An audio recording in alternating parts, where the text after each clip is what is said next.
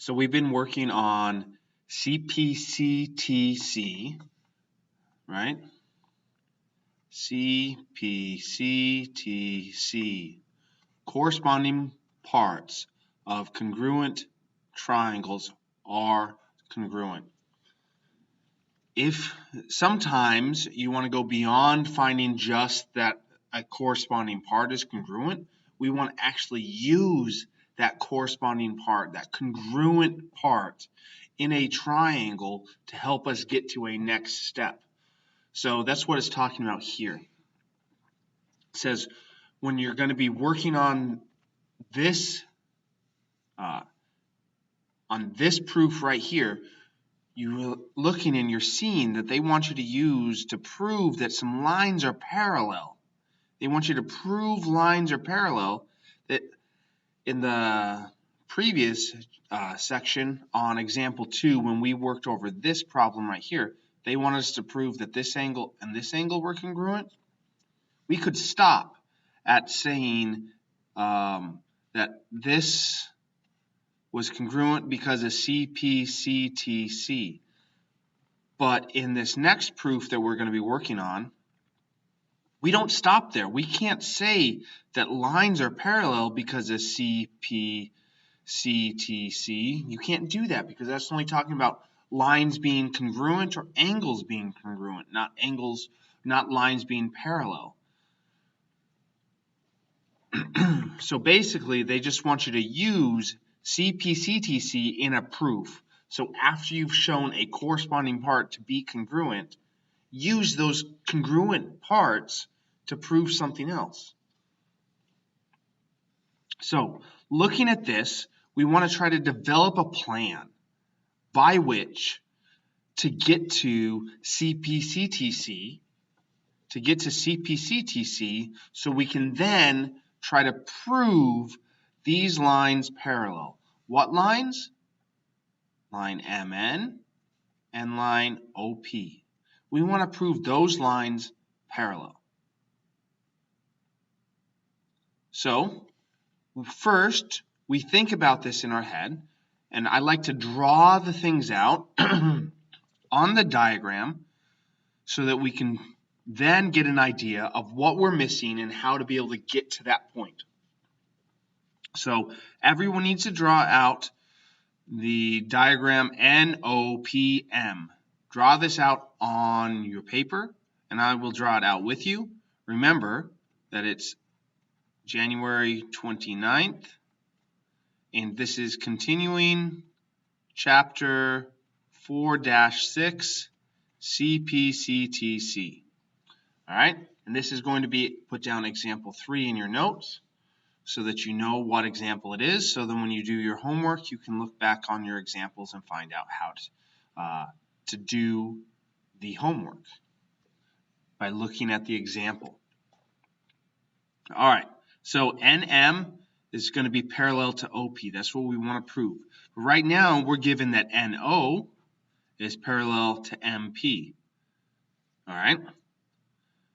Because they are parallel, what do we know as a result of NO being parallel to NP?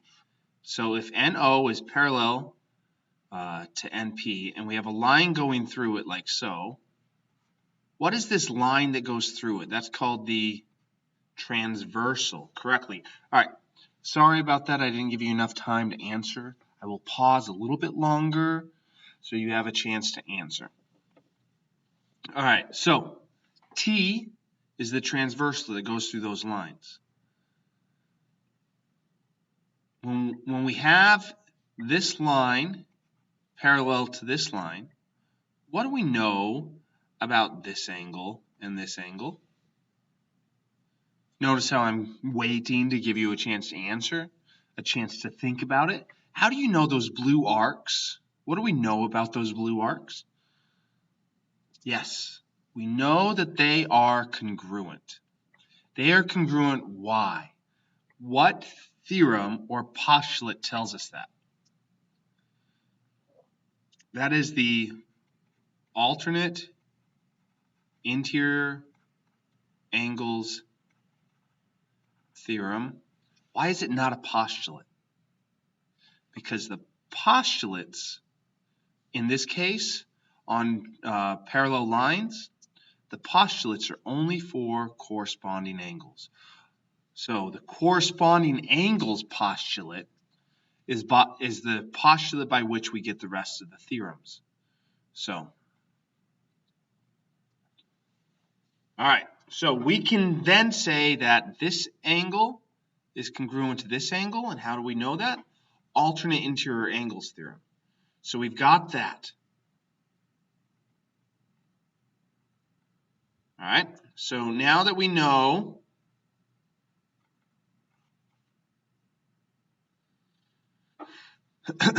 now that we have this angle and this angle, do we know anything else? We were able to use vertical angles or alternate interior angles theorem to be able to get those angles to be congruent. Do we know anything else? We've used the lines parallel to be able to get those congruents. We know angle N is congruent to angle P. Thank you, whoever said that. Angle P is congruent to angle N. So now we've got two angles. What theorems, or actually what postulates, what congruent triangle postulates have two angles in them? You have AAS, and you have angle, side, angle. Those are the only two postulates that have two angles in them. So looking at this, we needed to find out what side do we know to be congruent. Do we know side NM to be congruent to OP? Do we know MN or MP to be congruent to NO? Or do we know MO to be congruent to MO? Okay, so we know, hopefully somebody said yes, I believe you did. I know Alyssa was probably thinking it because she always talks about this one.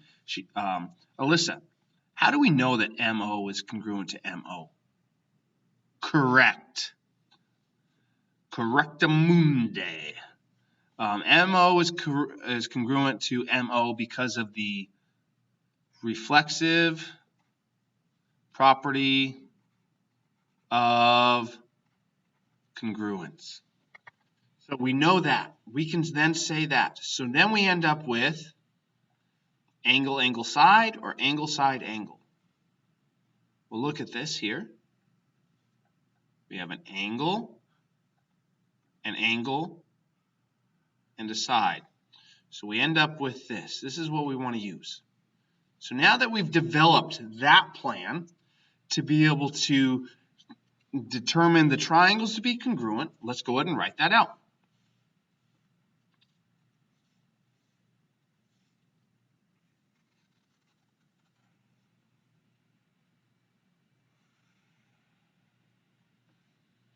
So we end up with our statements and our reasons. And we can say that NO is perpendicular to MP. And how do we know that? Because it's given. And because we know that NO is perpendicular to MP, which one of these things did we end up finding out? We found out that angle PMO is congruent to MON or NOP. It's the same angle. So we're going to put that down. We know that angle PMO is congruent to angle MOP. And the reason why we know that these two angles are congruent, how did we know that this angle is congruent to this angle? Yes, somebody should have said the alternate interior angles theorem. So now that we have that angle, what other angle do we need? We need the angle that's given. So we'll put that down. angle N is congruent to angle P. So we get angle, and the reason why we know that is because it is given. All right, Ryan, pick a name for me. All right, now I'm just guessing that you're going to pick Guile. Actually, nope, I'm changing my mind. You're picking Yamni.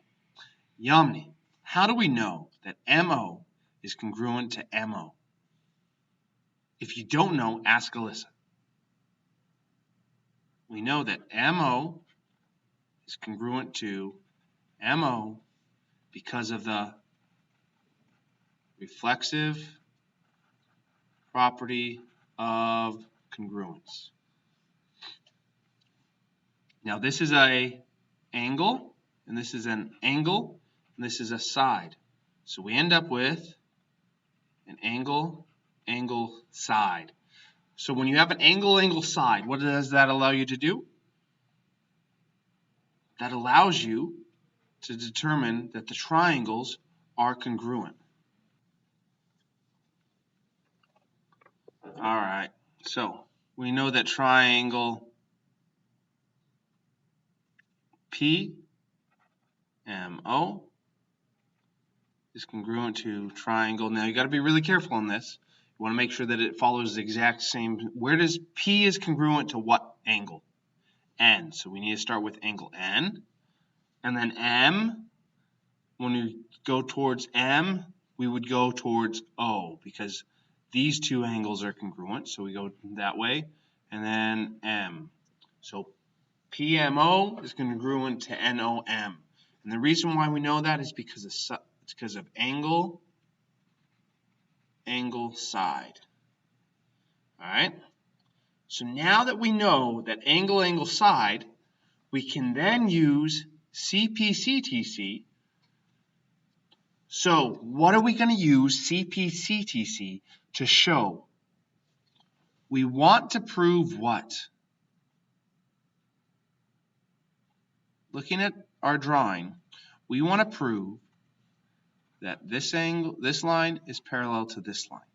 So if you have something like that,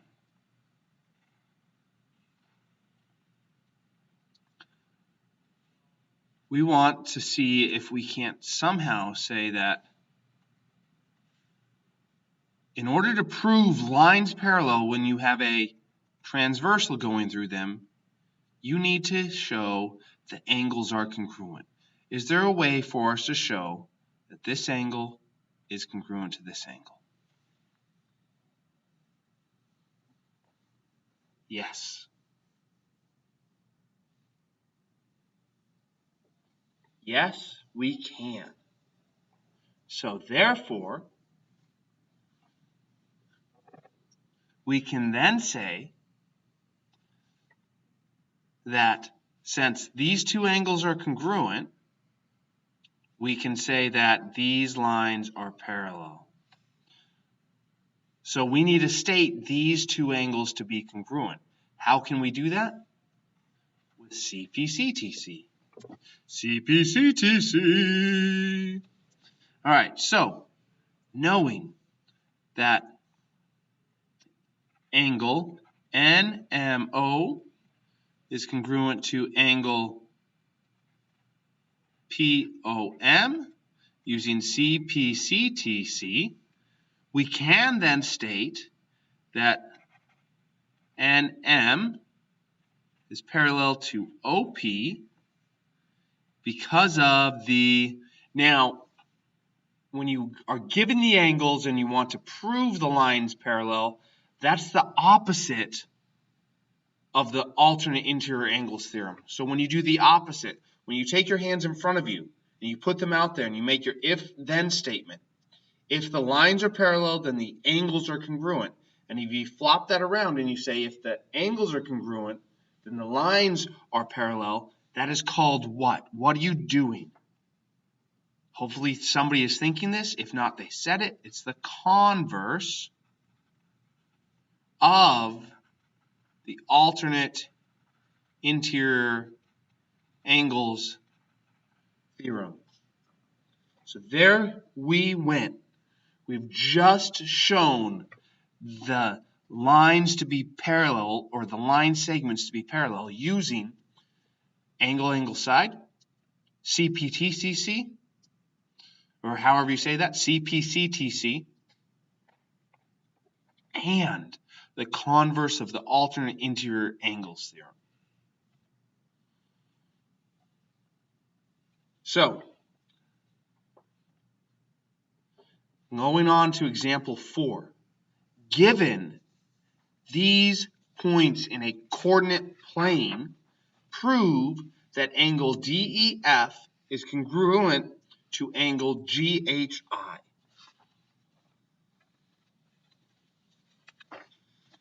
This is going to take a lot of work. We're going to have to dig back to the beginning of algebra and the beginning of geometry. So we create our coordinate plane.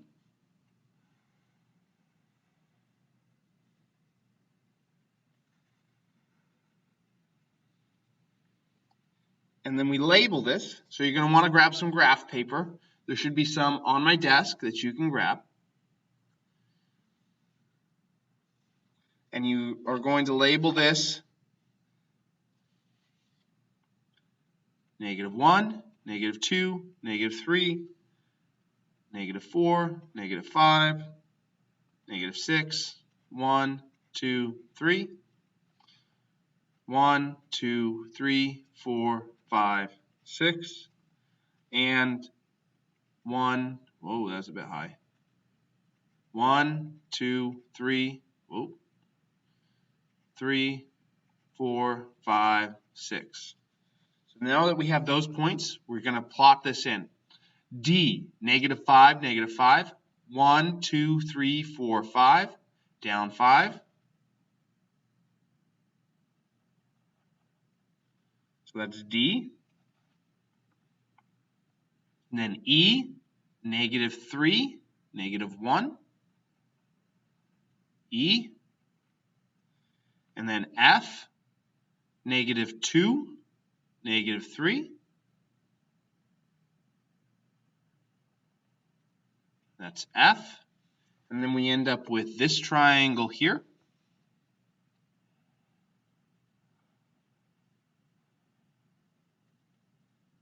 Oh, that didn't work. Draw it one at a time.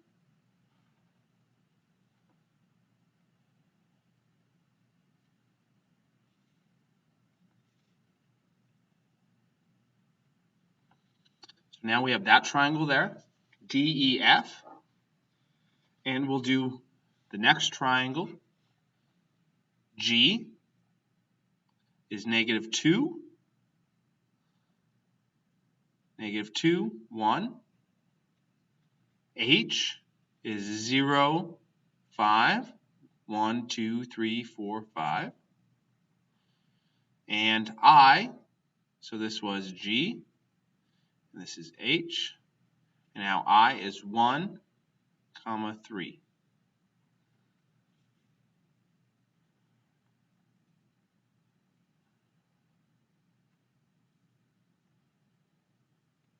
That's I. Everyone get that drawn? And now you're thinking, Jeremiah, how did we know, though, that it was triangle DEF and triangle GHI? Well, the reason why I would say that is because we have DEF as an angle here and an angle GHI. In order to use CPCTC, those have got to be on different triangles.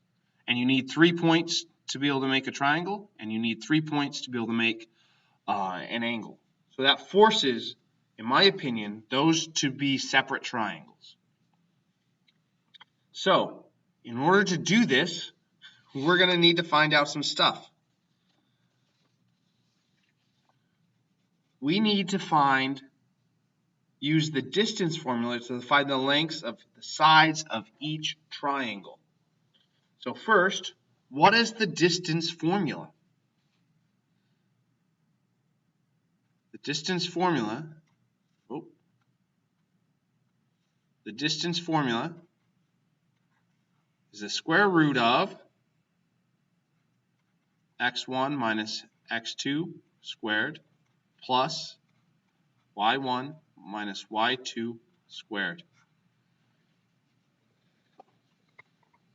And the reason why it's nice to have the distance formula here, instead of using a squared plus b squared is equal to c squared, because we have 6 things we have to find out. Plugging it into this is much easier than plugging it into this. So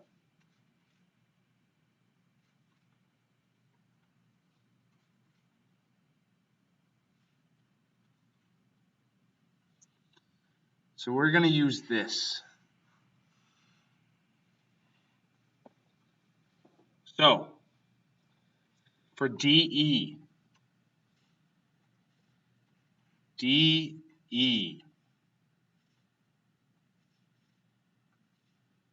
from here to here, for this point right here,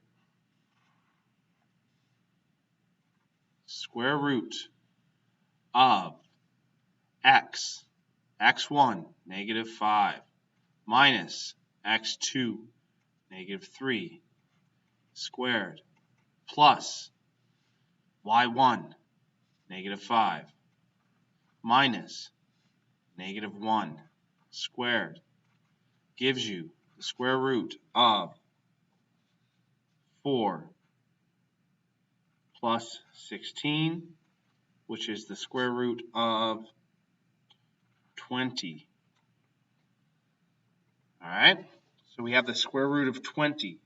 Let's just go ahead and leave them as a radical like this, and there's no point in simplifying the radical because we are just trying to show that all the angles, or all the lines I mean, are congruent.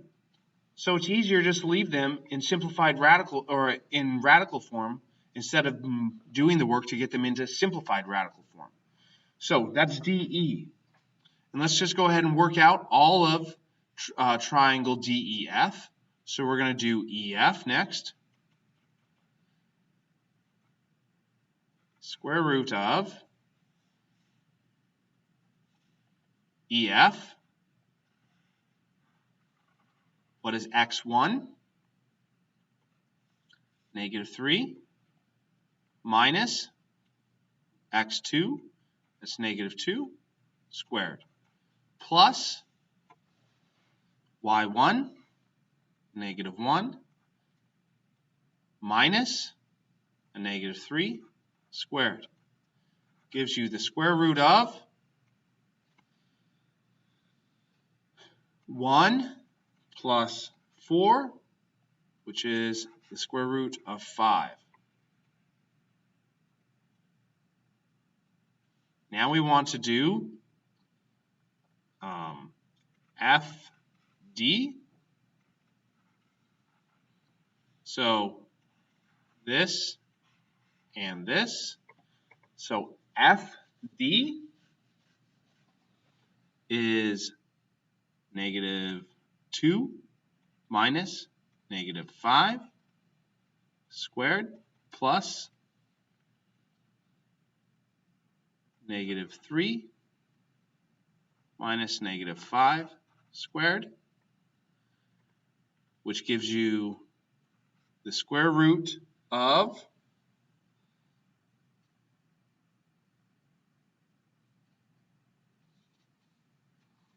square root of 9 plus 4, which is the square root of 13. So we know that this is square root of 13, and this is the square root of 20, and this is the square root of 5.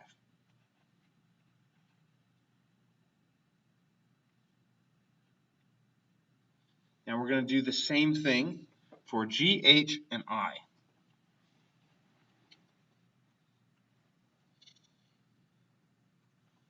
So we end up with GH, the square root of GH is -2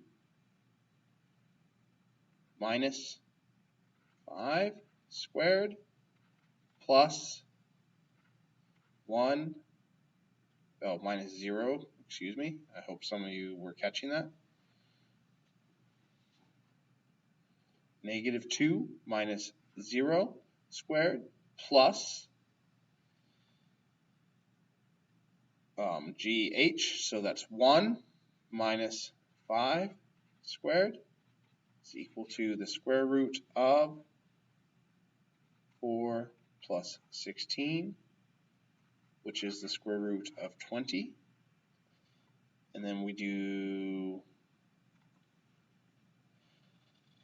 HI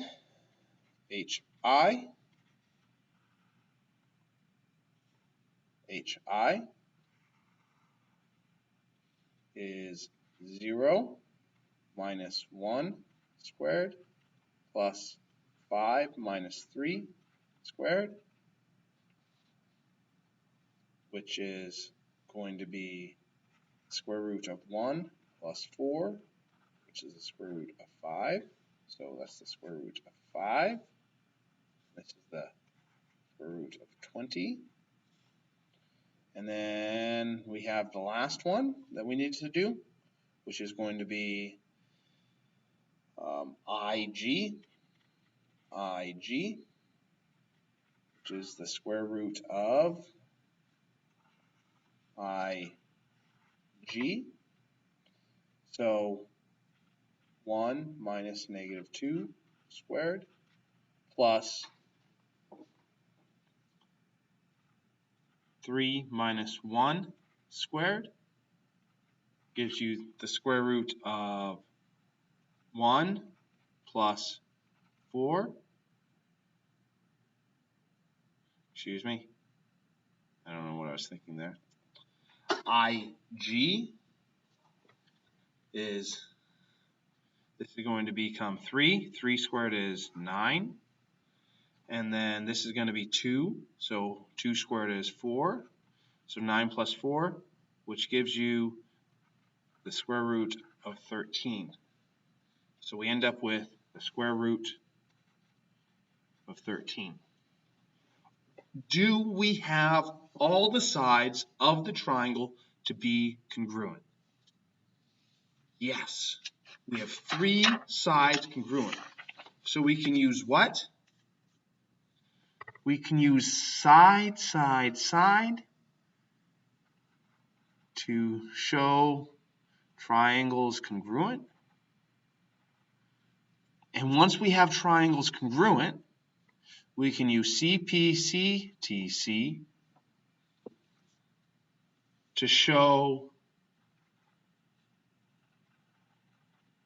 angle DEF to be congruent to angle GHI. So that's that. I'm going to want you to go ahead and open up your books to 263 for me.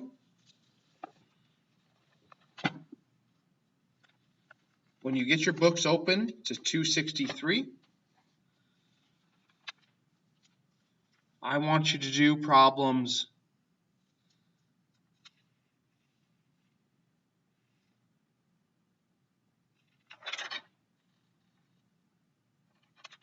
263 on page 263. I want you to do problems 10, 12,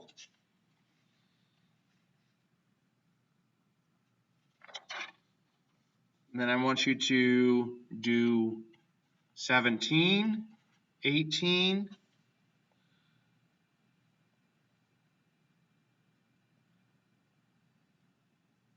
and problem 22. All right? Thank you.